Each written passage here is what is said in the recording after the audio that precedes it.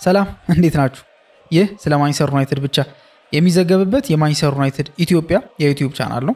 ለዚህ ቻናል አዲስ ከሆናችሁ ሰብስክራይብ እያደረጋችሁ ቤተሰብ መሆናችሁን እንዳትረሱ።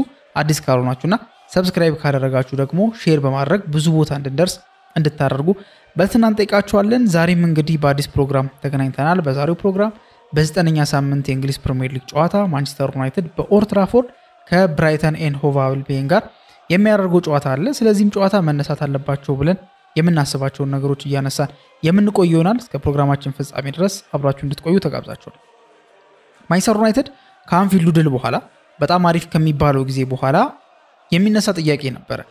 ከዛ በፊት ምናልባት አሰልጣኝ ሩበን አሞሪም ተከታታይ ጨዋታ ማሸነፍ ይችላሉ ወይም ደግሞ አሸንፎ ስለማያውቁለት ጨዋታ እንዴት ነው በዚህኛው ጨዋታ ላይ የሚል ነገር ነበርና በአንፊልዱ ጨዋታ ማንቸስተር ዩናይትድ ተከታታይ ጨዋታውን ማሸነፍ የቻለበት አጋጣሚ አለ።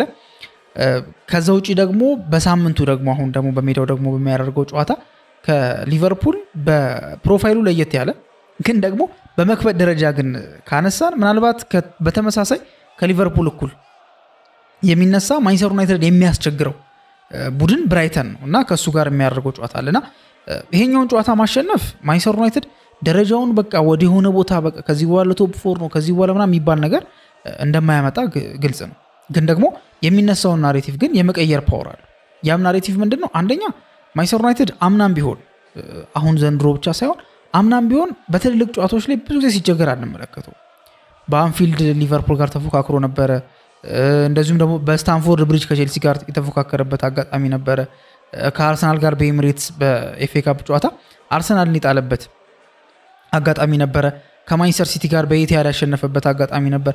እነዚህን በመናነሳበት ሰዓት ላይ ማንቸስተር ዩናይትድ ከትልልቅ ቡድኖች ጋር ብዙም ሲቸገር አንመለከተውም። ግን ይሄ ሚድ ቴብል የሚባሉት ቡድኖች ጋር ግን ሲቸገር አይተነዋል። ኢቨን በዚህ ዓመት ላይም ካስተዋላችሁት በመጀመሪያ ሳምንት ጨዋታ ከአርሰናል ጋር ተጫወተና ከአርሰናል ጋር በጣም ተገዳድሮ ምርጥ ፐርፎርማንስ አሳየ ተብሎ ማሸነፍ ይገባው ነበር ተብሎ በሳምንቱ በተደረገው ጨዋታ ከፉላም ጋር በተደረገው ጨዋታ ትልቅ ችግር ውስጥ ገባ። በግሪምስቢ ደግሞ የተሸነፈበት መንገድ እናስተውሳለን። ስለዚህ ይሄ ነገር በማንቸስተር ዩናይትድ በኩል የሚነሳ ናሬቲቭ አለ። ያንን ናሬቲቭ ለመቀየር ይሄኛው ጨዋታ ምክንያቱም ብራይተን የሚድ ቴብል ቡድን ነው፣ እንደ ሊቨርፑል አይነት ለዋንጫ የሚጠበቅ ቻምፒየንስ ሊግ ላይ የሚፎካከር አይነት ቡድን አይደለም። ስለዚህ ይሄንን ጨዋታ ማሸነፉ ያንን ስቴትመንት ለማስቀመጥ ይረዳዋል። ተከታታይ ጨዋታም ደግሞ ማሸነፉ ለቡድኑ ኮንፊደንስ ደግሞ ጥሩ እንደሆነ ይታወቃልና በቀላል የሚታይ ጨዋታ አይደለም፣ ወሳኝ ጨዋታ ነው። ብራይተን ደግሞ ደጋግሞ ማንቸስተር ዩናይትድ ያስቸገረ ቡድን ስለሆነ ምናልባት ብራይተንን ቀለል አድርጎ ማሰብ ከባድ ነው የሚሆነው። ስለዚህ ይሄኛው ጨዋታ በእነዚህ ምክንያቶች አደገኛ ጨዋታ ይሆናል ተብሎ ይታሰባል። ከጨዋታ በፊት እንደተለመደው አሰልጣኝ ሩበን አሞሪም ስለ ጨዋታው ፕሪማች ፕሬስ ኮንፈረንስ ሰጥቷል። ከነዛም እንግዲህ መካከል ሞር ጠቃሚ ናቸው ወይም ደግሞ ያወያያሉ ብዬ የማስባቸውን ይዤ መጥቻለሁ። ስለነሱ ደግሞ በምናወራበት ሰዓት ላይ መጀመሪያ ላይ ተጠይቆ የነበረው ስለ ጉዳት ዜና ነበረ። ለብራይተኑ ጨዋታ ማነው ፊት ያልሆነው ምናምን የሚሉት ነገሮች ጥያቄ ተነስቶ ነበርና እንዴት ነው ማነው ፊት በፊትነስ በጥሩ ፊትነስ ሌቭል ላይ ያለው እንደዚሁም ደግሞ ጨዋታው ላይ ላይኖሩ ይችላሉ ተብሎ የሚታሰቡት ተጫዋቾች ተብሎ በጠየቀበት ሰዓት ላይ ያው የሊቻ ጉዳይ እንደታወቀ ነው። ከዛ ውጭ አዲስ ጉዳት የለም። ግን ማውንትና ሃሪ ማጓየር ግን ትንሽ የሚያጠራጥሩ ነገሮች አሉ። በእርግጥ ይሄ ትልቅ ጉዳት አይደለም፣ እንደ ኖክ ነገር ነው ወይ ደግሞ እንደ ግጭት ነገር ነው ያለውና ያን ያለ ክፉ የሚሰጥ አይመስልም። ግን በተወሰነ መልኩ ግን ጥርጣሬ ነገር ያለው እነሱ ጋር ነው ብሎ ተናግሯል። ከዛ ውጪ ብሩኖ ፈርናንዴዝ በዚህ ጨዋታ እንደሚታወቀው 300ኛ ጨዋታውን ነው የሚያደርገውና 300ኛ ጨዋታውን በማድረጉን ተከትሎ ስለ ብሩኖ የሚናገረው ነገር ካለ ተብሎ ተጠይቆ ነበረ። መጀመሪያ ያው ኮንግራቹሌት ነው ያደረገው፣ ምክንያቱም ትልቅ ማይልስቶን ነው በማንቸስተር ዩናይትድ ቤት ስለሆነ ማይልስቶን ትልቅ ነገር ነውና ለዚህ ትልቅ ነገር ደግሞ እንኳን ደስ አለ መልእክቱን አስተላለፈ። ከዛ በኋላ ግን የተናገረው ነገር ብሩኖ ፈርናንዴዝ ምን ያህል ክለቡ ላይ ይሄ ክለቡ የኔነት ስሜት እንደሚሰማው ያሳየበትን አጋጣሚ ነው ሩበን አሞሪም ስለ ብሩኖ የተናገረው። ያም ነገር ምንድነው? ሁሌ በተሸነፈን ቁጥር አለ ወይ ደግሞ ማንቸስተር ዩናይትድ መጥፎ ፐርፎርም ባደረገ ቁጥር ብሩኖ ፈርናንዴዝ ሁሌ ሰፈር ያደርጋል እና ያን ነገር ፐርሰናሊ ነው የሚወስደው። ፐርሰናሊ ነው የሚወስደው ማለት ማድረግ አለበት ብሎ ተናግሯል። አምበል ነው፣ አምበል ስለሆነ ያን ነገር ኦን ማድረግ አለበት እና ፐርሰናሊ ነው የሚወስደው ብሎ ተናግሮ ነበርና ይሄ ነገር የሚነግረን ነገር ብሩኖ ምናልባት ሜዳው ሲነጫነጭ ሁሌ ነው የምንመለከተው አይደለ? ዳኞች እንደሚታወቀው ሁሌ እንደሚነጫነጭ ይታወቃል። ተጫዋቾችም ደግሞ ብሩኖን በመነጫነጩ ነው የሚያውቁት።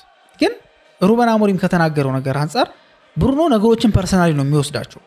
ላይክ ማንቸስተር ዩናይትድ ሲሸነፍ ማንቸስተር ዩናይትድ ሲቸገር ማንቸስተር ዩናይትድ በሚተችበት ሰዓት ላይ በቃ ራሱ እንደ ጥፋተኛ ይወስዳል ወይ ፐርሰናሊ ነው የሚወስደው ሰፈር ያደርጋል ብሎ የተናገረበት አጋጣሚ አለና እንደ አምበል ስትመለከቱት እንደ አንድ የማንቸስተር ዩናይትድ አባል ደግሞ በመተመለከቱበት ሰዓት ላይ እንደዚህ አይነት ፊሊንግ ምናልባት ከነጭንጩ ደግሞ ጀርባ ያለው ምክንያት ይሄ ነው ተብሎ ስለሚታሰብ ብዙ ጊዜ የመነጫነጩ ጉዳይ ይሄ እንደ ካምበል የሚጠበቅ አይደለም ምናምን የሚሉ ሐሳቦች አሉና ምናልባት ያን ሐሳብ ደግመን እንድናጤን የሚያደርገን ነገር ነው ሩበን አሞሪም ስለ ብሩኖ ፈርናንዴዝ የተናገረው ምክንያቱም ነገሮችን ፐርሰናሊ ወስዳቸዋል ሰፈር ያደርጋል በቃ የኔ ጥፋት ነው ብሎ ነው የሚያስበው ነው ላይክ ለምሳሌ እንደ ቲም ነው እየተጫወቱ የሚገኙት እንደ ቲም እየተጫወቱ ታዲያ የኔ ጥፋት ነው ብሎ የሚያስብ ከሆነ ነገሮችን ፐርሰናሊ የሚወስዳቸው ከሆነ ፊልም ማያደርግበት ምንም አይነት ምክንያት የለም ፊል ያደርጋል ሁሌ ነጫነጫል ሁሌ አንግሪ ነው ሁሌ ደስተኛ አይደለም ሶ ያ ነገር ደግሞ ከምንም የመጣ ነገር አይደለም ሽንፈቱ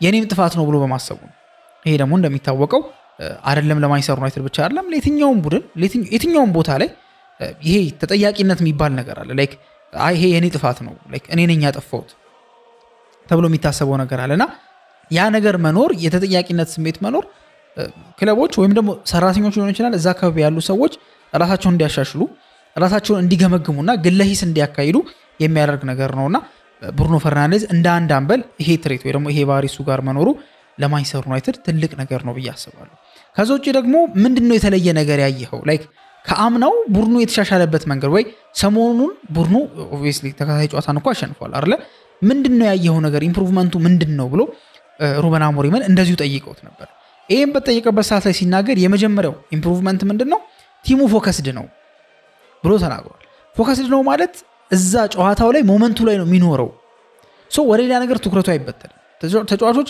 ትኩረታቸው ሲበተል ለምሳሌ የተጫዋች የፊትነስ ሌቭል ከሚለካበት አንዱ ሪዝን መካከል ለምሳሌ ጤናው አቅሙ ምናምን አካል ብቃት የመሳሰሉት ነገሮች ይለካሉ ላይክ የፊትነስ ሌቭሉ ላይ ማለት ነው ከዛ ውጪ በቤተሰቡ ዙሪያ ያለው ነገር እንዴት ነው ታስታውሱ እንደሆነ በሊቨርፑል በፊት የርገን ክሎፕ በነበረበት ሰዓት ላይ የሉዊስ ዲያዝ አባት በዛ በኮሎምቢያ ሀገር ታጣቂዎች በታገቱበት ሰዓት ላይ ረፍት ተሰጥቶት ነበር ምንም እንኳን ያገናኘውም ኮሎምቢያ ነው ጉዳዩ የተፈጸመው እሱ ያለው እንግሊዝ ነው ግን ደግሞ የፊትነስ ሌቭል ላይ ከሚጠየቁ ነገሮች ወይ ደግሞ ቼክ ከሚደረጉት ነገሮች መካከል አንደኛው ምን ያህል ፎከስድ ነው ላይክ የውጭ ከሜዳ ውጭ ያለው ነገር ምን ያህል ነው ተብሎ ያ ነገር ፎከስ እንዲያደርግ ይረዳዋል አይረዳውም ሶ ይሄ ፎከስ የሚባለው ነገር የምርም ማንቸስተር ዩናይትድ ቤት ተሻሽሎ ከሆነና ቀጣይ ጨዋታዎች ላይ የምንመለከተው ከሆነ ትልቅ ፕላስ እንደሆነ ትልቅ የሚባል ነገር እንደሆነ ምንም አይነት ጥርጥር የለውም ከዛ ውጪ የጠየቀው ሌላ ምንድነው በጨዋታው በ90 ደቂቃ የተለያየ አይነት ጨዋታ እንጫወታለን አዳፕትም እናደርጋለን ብሎ ተናግሯል የማንቸስተር ዩናይትድ ትልቁ ችግር በተለይ በሩበን አሞሪም ስር ትልቁ ችግር ምንድነው የአዳፕቴሽን ችግር ነው ዩናይትድ አዳፕት አያደርግም የሆነ መንገድ ይዞ ይሄዳል ያ መንገድ ካልተሳካለት በቃ አለቀ ለምሳሌ በሩበን አሞሪም ስር ማንቸስተር ዩናይትድ በሚሰለጥንበት ሰዓት ላይ የክለብ አሰልጣኞች የሚናገሩት ነገር ነበር አይ ዩናይትድ የሚጫወትበትን መንገድ እናውቀዋለን ሶ በዛ መልኩ ለመጫወት ሞከርን የፈለግነውን ነገር አገኘን ብሎ የተናገሩበት አጋጣሚ አለ ይሄ ምናልባት የትኛውን ቡድን እኮ እንደሚጫወት ይታወቃል በምን አይነት መልኩ እንደሚጫወት ራሱ ሩበን አሞሪም አይደንቲቲ ያለን የሆነ የምንከተለው ነገር አለ ግን ደግሞ በየጨዋታው ግን በየጨዋታው ሞመንት እንቀያየራል ለምሳሌ በሳንደርላንዱ ጨዋታና በሊቨርፑል ጨዋታ ፈርስት ሃፍ እና ሰከንድ ሃፍ አንድ አይነት ቲም አልነበርም ብሎ የተናገረበት ነገር አለ ሶ ይሄ ነገር ምናልባት እንደ ትልቅ ኢምፕሩቭመንት የሚታይ ነው የምርም በቀጣይ ጨዋታዎች ላይ ይሄን ነገር መመልከት ምንችል ከሆነ ማንቸስተር ዩናይትድ ቤት ሲተነሳ የነበረው ጥያቄ ስለሆነ ትልቅ ኢምፕሩቭመንት ለመሆኑ ጥርጣሬ አለ ብዬ አላስብምና በሩበን አሞሪም አንደበት ከማንቸስተር ዩናይትድ ኢምፕሩቭመንቶች መካከል አንደኛው ይሄ የተለያየ በአንድ ጨዋታ የተለያየ አይነት አጫወትን መጫወትና አዳፕት ማድረግ እንደሆነ ተናግሯል ሌላኛው ደግሞ ኢምፕሩቭ አድርገናል ብሎ የሚያስበው የስፒሪት ጉዳይ እንደሆነ ነው የቲም ስፒሪቱ ቲሙ በቃ የሚያሳየው ነገር ለውጥ አለው ሶ ይሄ በቃ በአሪፍ ስፒሪት ደግሞ የምትጫወት ከሆነ የሆነ ፐርሰንት ላካንተ ጋር ይኖራል ብሎ የተናገረበት አጋጣሚ አለና እነዚህ ነገሮች በሩበን አሞሪም ስር የተሻሻሉ ነገሮች ናቸው በመጨረሻም ስለ ሃሪ ማጓየር በተጠየቀበት ሰዓት ላይ ሃሪ ማጓየር አዳፕት እያደረገ ነው የመጣው ራሱን እያሻሻለ ነው የመጣው ግን የሱ አንዳንዴ የኔ ሲስተም ተጫዋቾችን ለመጥቀም የሚደረግበት ጊዜ አለ አንዳንዴ ደግሞ ተጫዋቾቹ ሲስተሙን መጥቀም አለባቸው ብዬ ማስብበት ጊዜ አለ ሶ በሃሪ ጊዜ ያው ካለው ነገር አንፃር ምናምን ከኳስ ጋር ጥሩ ነው ሎንግ ቦሎቹ ጥሩ ናቸው አየር ላይ ኳሱ ጥሩ ነው እነዚህ ነገሮች ተደማምረው ይሄን ጥቅም ለማግኘት ለሃሪ በተወሰነ መልኩ ይሄ በሃይላይት ላለመጫወት እንደሚሞክር አይነት ነገር የተናገረበት አጋጣሚ አለ። ስለ ጨዋታው የሚነሱት ሐሳቦች ላይ ደግሞ በመንመጣበት ሰዓት ላይ ቅድም ምን ብያቸዋለሁ? ክለቡ በሩበን አሞሪም አንደበት የስፒሪት መሻሻል አይቻለሁ ወይ ደግሞ ያን ኢምፕሩቭመንት ተመልክቻለሁ ብሎ የተናገረበት አጋጣሚ ነበር። ሶ ያንን ደግሞ ኢምፕሩቭመንት ደግሞ ካመጡ ተጫዋቾች መካከል ደግሞ አንደኛው ማቲያስ ኩኛ እንደሆነ ሁላችንም እንስማማለን። ኩኛ እስካሁን ድረስ ጎል ማስቆጠር አልቻለም፣ ግን በተለያየ መልኩ ዩናይትድን እየጠቀመ ነው።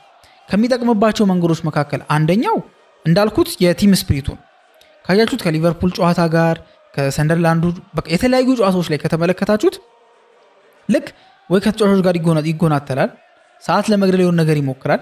በሊቨርፑል ጨዋታ ታስታውሱ እንደሆነ በአንድ አጋጣሚ ወድቆ እግሩ እንደተጎዳ ነገር ያስመሰለበት ኳስን ይዞ ያስመሰለበት መንገድ ነበር። ይሄኛው እንግዲህ በእግር ኳስ ከሚፈቀዱት ዳርክ አርቶች መካከል አንደኛው ይጠቀሳል። ሶ ዳርክ አርት ደግሞ ለአንድ ቡድን በሚቸገርበት ሰዓት ላይ አንደኛ ጊዜን ይሰጣል። ለምሳሌ በጣም ጨዋታው ፔስ ከበዛበትና ያ ፍጥነት ለዛኛው ክለብ ለምሳሌ ለማንቸስተር ዩናይትድ የሚያሰጋው ከሆነ እንደ ማቲያስ ኩኛ አይነት ተጫዋች በሆነ መንገድ የሆነ ድራማ ፈጥሮ የሆነ ነገር አድርጎ ነገሮችን ያቀዘቅዛቸዋል። ነገሮች በቃ ፍጥነታቸውን ሊሚት እንዲያደርጉ ወይ ደግሞ ፍጥነታቸው የሆነ ሌቭል ላይ እንዲቆም እንዲቋረጥ የሚያደርግበት መንገድ አለ። ስለዚህ በዚህ ጊዜ ይጠቅማል ማለት ነው። ሶ ስፒሪቱ ደግሞ እንዳለው ደግሞ ሩበን አሞሪም ደግሞ እንዳለው ስፒሪት ካለ ይሄ ላክ የሚባለው ነገር በተወሰነ ፐርሰንት ስፒሪት ያለው ሰው ጋር ይመጣል ብሎ የተናገረበት ነገር አለና ማቲያስ ኩኛ መጥቶ ከተጠቀመበት መንገዶች መካከል አንደኛው ይሄ ያልሸነፍ ባይነት ይሄ የተዋጊነት የታጋይነት ስሜቱ በሚገባ በማንቸስተር ዩናይትድ ላይ እንደ ፕላስ ወይ ደግሞ እንደ አንድ ተጨማሪ ኃይል ይቆጠራል ተብሎ ይታሰባል። ከዛ ውጪ ደግሞ ይዞ ከመጣው መንገዶች መካከል ምንም እንኳን ጎል ባያስቆጥርም አሲስት ባያደርግም ድሪብሊንጉን በቃ በየጨዋታው የጎል ሙከራው እንዳለ ነው፣ ግን ደግሞ ድሪብል የሚያደርግበት መንገድ ኳስን ይዞ እየገፋ በድፍረት የሚሄድበት ውስጥ ለውስጥ መሃል ለመሃል የሚገባበት መንገድ ማቲያስ ኩኛ ምንም አይነት ፊር እንደሌለው ማቲያስ ኩኛ በቃ ደፋር እንደሆነ አንድ ተጫዋች ጥሩ ድሪብለር ነው ለመባል ከሚያስፈልጉት መስፈርቶች መካከል አንደኛው ምንድነው? ደፋር መሆን ይጠበቅበታል። ደፋር መሆን አለበት። ፊቱን ነው ያየ መጫወት ያለበት፣ ወደፊት ነው መገስገስ ያለበት እንጂ ጀርባውን የሚያይ ከሆነ ባክፓስ የሚያበዛ ከሆነ ወደኋላ እየተመለከተ የሚጫወት ከሆነ ጥሩ ድሪብለር ለመሆን ይከብደዋል። ስለዚህ ማቲያስ ኩኛ ደግሞ ወደፊት ነው የሚሄደው፣ በድፍረት ነው የሚሄደው ያለምንም ፍርሃት። ጥሩ ድሪብለር ለመሆንም ደግሞ ከሚያስችሉት ወይ ደግሞ እንደዛ ከሚያስብሉት ነገሮች መካከል አንደኛው ይሄ ድፍረቱ እንደሆነ ይታወቃል። ሶ በስፒሪቱ ሲቀጥል ደግሞ ይሄ ድፍረት በተሞላበት ድሪብሊንግ ብቃቱ ማቲያስ ኩኛ ምንም እንኳን ጎል ባያስቆጥርም ማንቸስተር ዩናይትድን እየረዳ ያለበት መንገድ አለ። ከዛ ውጪ በዚህ ጨዋታ ላይ በቃ መግባቱም የተረጋገጠ ወይ ደግሞ አንድሮፔብል የሚባል አንድ ተጫዋች አለ። በእርግጠኝነት እናንተም ገምታችሁታል ብዬ አስባለሁ። በረኛው ሴኔ ላመንስ በሁለት ጨዋታ ነው የተመለከትነው። ሁለቱም ግን በተለያየ መልኩ ነው የተመለከትነው። አንደኛው የመጀመሪያው ጨዋታ ነበረ ከሰንደርላንድ ነው። ሰንደርላንድ ቀላል ተጋጣሚ አይደለም፣ ግን በዛ በመጀመሪያ ጨዋታው ክሊንሺት ይዞ በደንብ በቃ ቦስ ሆኖ ያንን ኤሪያውን የሱን ኤሪያ ፔናልቲ ኤሪያውን ኦን እንደሚያደርግ አሳይቶ የወጣበትን አጋጣሚ ተመልክተናል። ለዛ ጨዋታ ደግሞ እንደ ሪዋርድ እንዲሆነው ይሄ ከባድ የሚባለው ጨዋታ የላንክሻየር ደርቢ የደርቢው ራሱ ክብደት በጣም አስቸጋሪ ነው። አንፊልድ ነው ደግሞ ስታዲየሙ የአንፊልድ ደግሞ ሙቀት የአንፊልድ ደግሞ ግለት የአንፊልድ ደግሞ አግሬሲቭነት ደግሞ ራሱን የቻለ ሌላ ፈተና ሆኖ እነዚህ ሁለት ፈተናዎች በሚገርም ሁኔታ የተወጣበት መንገድ ተመልክተናል። ስለዚህ ያለው መረጋጋት ምናልባት ብዙ አስደንጋጭ ሙከራዎች ተሞክረውበት ላይሆን ይችላል፣ ግን አትሊስት ቤዚክሶቹን ማድረግ መቻሉ ያለው ድፍረት ያለው ተነሳሽነትና ይሄ ያልሸነፍ ባይነት ባህሪው ምናልባት ሴኔ ላመንስ አንድሮፔብል ወይም ደግሞ መግባቱ የተረጋገጠ ተጫዋች እንዲሆን አስብሎታል ማለት ይቻላል። ከዛ ውጪ ስለ ብሩኖ ፊውቸርም አንዳንድ ሀሳቦች እየተነሱ ነው የሚገኙትና ቤን ጃኮብስ እንደተናገረውም ከሆነ የብሩኖ ፊውቸር በቃ ዲፔንድ የሚያደርገው ሪሊስ ክሎዝ ምናምን እንዳለው ይታወቃልና ዲፔንድ የሚያደርገው እንደ ፕሮጀክቱ አስፈላጊነት። ለምሳሌ ብሩኖ አሁን ላይ ዲፕ ሮል ነው የተሰጠው ወይም ወደ ኋላ ፈግፍጎ ነው እየተጫወተ የሚገኘው። ሶ ቀጣይ አመት ላይ ለምሳሌ ብሩኖ መቆየት አለመቆየቱ የሚረጋገጠው የሚያሳየው ፐርፎርማንስ ላይ ዲፔንድ ያደርጋል። ያ ፐርፎርማንስ ደግሞ እንደሚሰጠው ሮል እንደሚወጣው ሚና ይወሰናል። ለምሳሌ መቆየት የምፈልገው 10 ቁጥር ቦታ ላይ እንደምጫወት ላይክ ፕሮሚስ ከተገባልኝ ነው ብሎ የሚያስብ ከሆነ የመቆየት ያለመቆየቱ ሁኔታ የሱ ሮል ላይ 10 ቁጥር ነው 6 ቁጥር ነው የሚለው ነገር ላይ ዲፔንድ እንደሚያደርግ የሚታወቅ ነገር ነው። ስለዚህ የቆይታው ጉዳይ ከዚህ ነገር ጋር የተያያዘ ነው። በዚሁ አያይዘን ደግሞ ኢያን ራይት ምናልባት በሊቨርፑል ጨዋታ በሱ እምነት አንደርሬትድ ሞመንት ነው ብሎ የሚያስበው የቡርኖ ሞመንት አለ። ያ ምንድነው? አሲስት ያደረገበት መንገድ መጀመሪያ ለብሪያን ምቡሞ ያቀበለበት መንገድ አለ። እሱ ራሱን የቻለ ትልቅ ክላስ ያለው አሲስት ነው ብሎ ተናግሯል። ከዛ በኋላ ግን ከምንም በላይ ክላስ ያለው ነገር ግን ኳሷ ዲፍሌክት አድርጋ ስትመለስ ኳሷ መሬት ላይ እስክትወርድ ድረስ አልጠበቀም፣ ወይ ደግሞ ኳሱን ይዞ አይደለም ያሰበው። ቀድሞ ካልኩሌት አደረገ፣ ቀድሞ ነው የተወናየና ወዲያው ነው ኳሷን ኮንትሮል የሚያደርጋት ይመስል ነበር። ወዲያው ግን መልሶ ክሮስ አድርጎታል። ይሄም የሚጠቅመው ለምንድን ነው? አንደኛ ተከላካዮቹ ስትራክቸርድ እንዳይሆኑ፣ ተከላካዮቹ እንዳይረጋጉ፣ ትኩረታቸው እንዲበተን፣ በቃ መቼ ነው ክሮስ የሚያደርገው የሚለውን ነገር ቀድሞ እንዳያውቁ ያደረገበት ሞመንት ነው ተብሎ ተወስዷል። ስለዚህ ይሄን ነገር ደግሞ ቀድሞ ካልኩሌት ያደረገው በዛች ቅጽበት ውስጥ ነበር። በዛች ኳሷ ተገጭታ ስትመለስ አየር ላይ ሆኖ የወሰነው ውሳኔ ነውና ይሄ በጣም አንደርሬትድ የሆነ ሞመንት ነው ብሎ ኢያን ራይት ይሄን ነገር ኖቲስ ለማድረግ ሞክሯል። በዚህኛው ጨዋታ ደግሞ አያይዘን ደግሞ ምናልባት የብሩኖ ፈርናንዴዝን ጉዳይ አስተናል። 9 ቁጥር ቦታ ላይ ኩኒያ ነው ወይስ ሴስኮ ነው መሰለፍ ያለበት የሚል ደግሞ ጥያቄ ይነሳል። ምናልባት ያው 9 ቁጥር ቦታ ላይ ነው ያልኩት እንጂ ሁለቱም አንድ ላይ ሊሰለፉ የሚችሉበት እድል ይኖራል። ለምን ሜሰን ማውንት ትንሽ ኖክ ነገር አጋጥሞታል ስለተባለ የሱን ደግሞ ጉዳት ማኔጅ መደረግ ስላለበት 10 ቁጥር ቦታ ላይ ኩኒያ ሊኖር ይችላል። ግን 9 ቁጥር ቦታ ላይ ሴስኮ ነው ወይስ ኩኒያ ነው የሚለው ጥያቄ የተነሳው አንደኛ በሰንደርላንዱ ጨዋታ ጎል ያስቆጠረው ጥሩ ፐርፎርም ያደረገው ቤንጃሚን ሼሽኮ ነበር። ግን በአንፊልዱ ጨዋታ ግን ቤንች ተደርጓል። ለምን? ታክቲካል ሪዝን ወይ ደግሞ ቴክኒካል ዲሲዥን የሚሉት ነው አሰልጣኞች። ተከላካዮቹ ረጃጅም ተከላካዮች ናቸው። ከ9 ቁጥር ተጫዋች ጋር ዲፌንድ ለማድረግ በቃ ብቁ የሆኑ ተከላካዮች ናቸው። ስለዚህ ይሄ የነሱ ጠንካራ ጎን ስለሆነ በጠንካራ ጎናቸው ከመምጣት ይልቅ እንደነ ማቲያስ ኩኒያ አይነት 9 ቁጥር እነሱን ድራግ አድርጎ ወደ ኋላ መጎተት የሚችል አይነት ተጫዋች ነው የሚያስፈልገው ብሎ ስላሰበ በዛ ጨዋታ ላይ ቋሚ አድርጎ ያሰለፈው ማቲያስ ኩኒያን ነበር እንጂ ቤንጃሚን ሼሽኮን አልነበር። ስለዚህ በዚህኛው ጨዋታ ማን ነው የሚያሰልፈው የሚለው ነገር ድጋሚ ለጥያቄ ያስነሳል። አንደኛ እንደዚህ አይነት ጥያቄ መነሳቱ ለማንቸስተር ዩናይትድ ለሩበን አሞሪም ትልቅ ስኬት ነው ብዬ አስባለሁ። ለምን ማንም ቀጣይ ሙቭን እየገመተ አይደለም ማለት ነው። ይሄን ነገር አሁን ለምሳሌ እየተነጋገርንበት ነው። አርቶት ምን ብሎ ነበር? ያለፉትን ጨዋታዎች ቤንጃሚን ሼሽኮ ነበር ሲገባ የነበረው፣ ግን ድንገት ማቲያስ ኩኒያን አስገባው ብሎ ተናግሯል።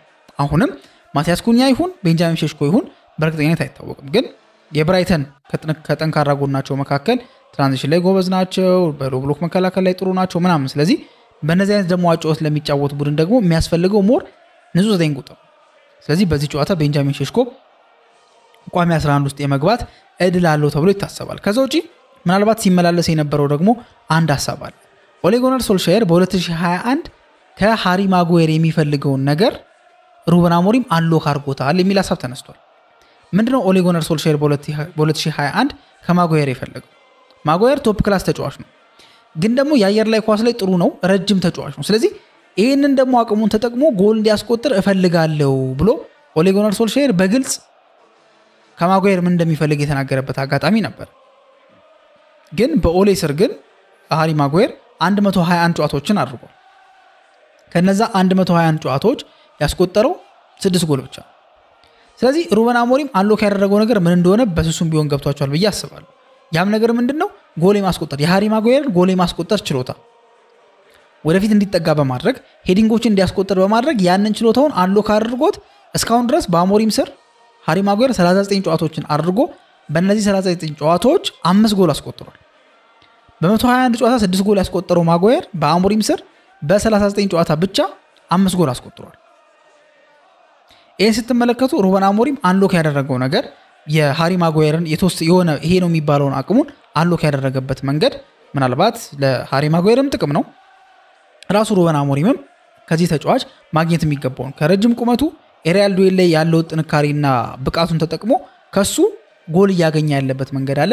ለዛም ደግሞ አንሎክ ያደረገበት መንገድ ለሩበን አሞሪም ክሬዲት እንዲሰጠው ያደርጋል ማለት ነው። ከዛ ውጪ ምናልባት በዚህ ጨዋታ እነማን ወደ ተጠባባቂ ወንበር ሊወርዱ ይችላሉ የሚለውን ነገር ለማየት በመንሞክርበት ሰዓት ላይ ዲያጎ ዳሎ ጥሩ ፐርፎርማንስ አላሳየም በባለፈው ጨዋታ። ስለዚህ ምናልባት ፓትሪክ ዶርጉ የሱን ቦታ ተክቶ ሊጫወት የሚችልበት አጋጣሚ አለ። የሰማውንትም ቅድም እንዳልኳችሁ የተወሰነ ኖክ ስላለ በዚህ ጨዋታ ላይ ቤንች ሊሆን የሚችልበት እድል አለ። ማጉዌርም ትንሽ ኖክ ነገር አለውና ማኔጅ ማድረግ አለብን ብሎ ካሰበና ትንሽ መጠንቀቅ የሚፈልግ ከሆነ ሩበን አሞሪም ወደ ተጠባባቂ ወንበር ሊያወርደው እንደሚችል ይገመታል። በርግጥ ሁለቱም ተጫዋቾች እስከ መጨረሻው ድረስ የፊትነስ ቴስታቸው ቴስት ተደርጎ ግሪን ላይት እስኪያገኙ ድረስ እንደሚጠበቅ ይታወቃልና ከዛ በኋላ ውሳኔዎች የሚወስኑት። ለጊዜው ግን የነዚህ ተጫዋቾች የመሰለፍ ጉዳይ አጠያያቂ ነው ተብሎ ይታሰባል። በመጨረሻ የምናደርገው ፕሮግራማችን ብራይተን ኤንድ ሆቭ አልቢየን ማንቸስተር ዩናይትድን መልሶ ያሸነፈው ቡድን ነው። ስለዚህ እንዴት ነው ብራይተን በማንቸስተር ዩናይትድ እንደዚህ መንገስ የቻለው የሚለውን ነገር ለመመርመር በምንሞክርበት ሰዓት ላይ ሁለት ዋና ነገሮችን እናገኛለን። አንደኛው የአሰልጣኝ ኮንሲስተንሲ ነው። ምንድነው የአሰልጣኝ ኮንሲስተንሲ? ክሪስ ሂውተን የተባለው የቀድሞ የብራይተን አሰልጣኝ ነበር። የአሰልጣኝ በጥሩ ሁኔታ ብራይተንን ቢውልድ አደረገ። ጥሩ የሚጫወት ብራይተን ነው፣ ማሸነፍ የሚችል ብራይተን ነው፣ ማንቸስተር ዩናይትድን ማሸነፍ የሚችል ብራይተን ነው 2016-17 ላይ። የአሰልጣኝ በሚለቅበት ሰዓት ላይ ግራሃም ፖተር መጣ። ግራሃም ፖተርም እንደዚሁ በጥሩ ሁኔታ ቡድኑን አስቀጠለ፣ አደገኛ ቡድን አደረገው። በጥሩ ሁኔታ ተመልምሎ ወደ ቼልሲ አመራ። ከዛ ማን ተካው? ዲዘርቢ ተካው። ዲዘርቢም እንደዚሁ ፖተርን ተካና ምናልባት ፔፕ ጋርዲዮላ ከሚያደንቃቸው ጥቂት አሰልጣኞች መካከል ወጣት አሰልጣኞች ዲዘርቢ አንዱ እንደሆነ ተናገረ። ዲዘርቢ የሰራውን ቲም ደግሞ እናስታውሳለን። ዲዘርቢ ሲለቅ ደግሞ ፋቢያን ሄርዝለር መጣ። ፋቢያን ሄርዝለርም እየሰራ ያለውን ቲም ደግሞ እየተመለከትን እንገኛለን። ስለዚህ ከዚህ ፓተርን የምንረዳው ነገር ምንድነው? አሰልጣኝ ስካውት የሚያደርጉበት አሰልጣኝ ሃየር የሚያደርጉበት መንገድ አንደኛ አራምባና ቆቦ የሆነ አጫዋት የሚጫወቱ አይደሉም። ጥሩ አሰልጣኝ ናቸው፣ ወጣት አሰልጣኝ ናቸው፣ ፖቴንሻል ያላቸው አሰልጣኞች ናቸው። ስለዚህ ይሄ ኮንሲስተንሲ ማንቸስተር ዩናይትድ ቤት አለ ወይ? የለም። ስለዚህ ይሄ ትልቅ ኮንሲስተንሲ ብራይተን አመት በመጣ ቁጥር ማንቸስተር ዩናይትድን እንዲያሸንፍ አድርጎታል። ከዛ ውጪ ተጫዋቾች የሚተኩበት መንገድ እንደና ካይሴዶ፣ ኩኩሬያ፣ ሳንቼዝ የመሳሰሉ ወሳኝ ተጫዋቾችን እንደ ማካሊስተር አይነት ተጫዋቾችን ይለቃል። ግን ደግሞ እንደነ ባሌባ አይነት ተጫዋቾችን ደግሞ የሚተካበት መንገድ የአሰልጣኝ ኮንሲስተንሲ አለ፣ ተጫዋቾችን ደግሞ ስካውት የሚያደርጉበት ኮንሲስተንሲ አለ። እነዚህ ነገሮች ተደማምረው ብራይተን ኤንድ ሆቭ አልቢየን ማንቸስተር ዩናይትድን ባገኘው ቁጥር እንዲያሸንፈው ያስቻሉ ትልቁ ብቃት ነው ተብሎ ይታሰባል። ስለዚህ ይሄ ነገር ብራይተንን አደገኛ አድርጎታል። ማንቸስተር ዩናይትድ ቤት ደግሞ የተጫዋቾችም ኮንሲስተንሲ የለም፣ የአሰልጣኝም ኮንሲስተንሲ የለም። ስለዚህ ሁለቱን ነገር ላክ ስላደረገ ማንቸስተር ዩናይትድ ላክ ያደረገውን ነገር ደግሞ ብራይተን ስላገኘው ብራይተን ማንቸስተር ዩናይትድን ባገኘው ቁጥር እንዲያሸንፈው ሆኗል ማለት ነው። ስለዚህ ሚስጥሩ ተብሎ የሚታሰበው ይሄ እንደሆነ መገመት ወይ ደግሞ ማወቅ ይቻላል። ከዛ ውጪ ብራይተን የሚታወቅበት በተለይ በሃርዝለር ስር ፈጣን ትራንዚሽን ይጫወታል፣ በሎ ብሎክ የሚጫወት ነው፣ ፕረስ ያደርግ ጥሩ ናቸው፣ ቢልዳፓቸው ያምራል። እንደ ዌልቤክ አይነት ደግሞ አስፈሪ አጥቂ ያላቸው። ስለዚህ ማንቸስተር ዩናይትድ በሚገባ መከላከል አለበት። በሚያጠቃበትም ሰዓት ላይ ከኳስ ጋር ምን ማድረግ እንዳለባቸው ማንቸስተር ዩናይትዶች ማወቅ አለባቸውና በዚህ ጨዋታ ላይ ማንቸስተር ዩናይትድ ፖሴሽን በልጦ ሊጫወት የሚችልበት እድል ሰፊ ነው። ግን ፖሴሽን መብለጡ ብቻው ምንም አያደርግምና ፖሴሽኑን ይዞ ምን ማድረግ ይችላል የሚለው ነገር ለዚህ ጨዋታ ክሩሻል ሞመንት ይሆናል ተብሎ ይታሰባል። እናንተ ስለዚህ ጨዋታ ያላችሁ ሐሳብ ምንድነው? ከጨዋታው ምን ጠብቃላችሁ የሚለው ነገር በኮሜንት ሴክሽን ላይ ታስቀምጡልን እንጠይቃችኋለን። እስካሁን ድረስ አብራችሁን ስለቆያችሁ እናመሰግናለን። ላይክ፣ ሼር፣ ኮሜንት፣ ሰብስክራይብ ማድረጋችሁን እንዳትረሱ። በቀጣይ ፕሮግራም እስከምንገናኝ ድረስ መልካም ጊዜ ይሁንላችሁ።